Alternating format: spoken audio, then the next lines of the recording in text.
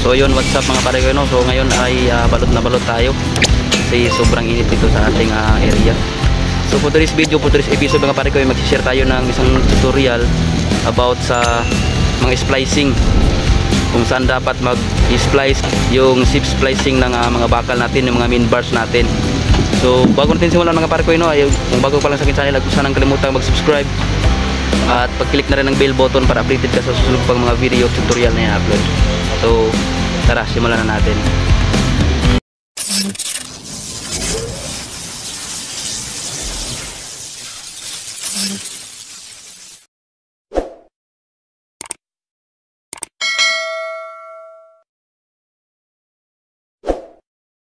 Bale, ito yung mga min bars natin mga pare ko, no? Ito. Yan, 6. Ayan siya. Ito yung i-share ko sa inyo kung saan yung tamang splicing ng mga bakal natin, yung mga min bars natin, lalo na dito pagbiga. Ito yung pinaka-importante sa lahat mga pare ko, no?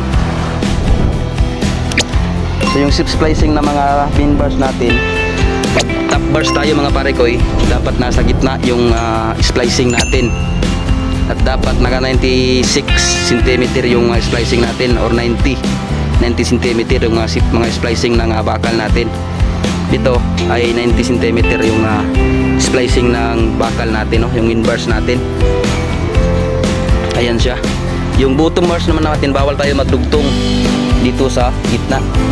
Pwede tayo magdugtong sa gilid, kalapit ng poste, o doon, kalapit ng poste. Hindi pwedeng magdugtong ng splicing sa gitna pag bottom bars. At ito namang top bars natin, ito yung tinatawag natin na compression. At yung bottom bars, tinatawag din yung tension. So ayan, ito yung mga biga natin. Ano din yan sa kabila mga pare ko, no? Yung splicing natin, andun din yan sa gitna. Dito din yan sa gitna mga pare ko, no?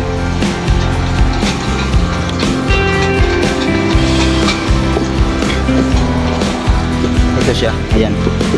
Nasa gitna yung splicing ng top bars natin, yung min bar na ikakabit natin. Bawal po tayo magdugtong kalapit ng poste pag top bars yung splice natin. Nag-splice tayo ng top bars, dapat nasa gitna tayo ng midspan ng beam natin. So sa bottom bars naman mga pare ko, no, pwede tayong mag-splice kalapit ng poste, tulad dito.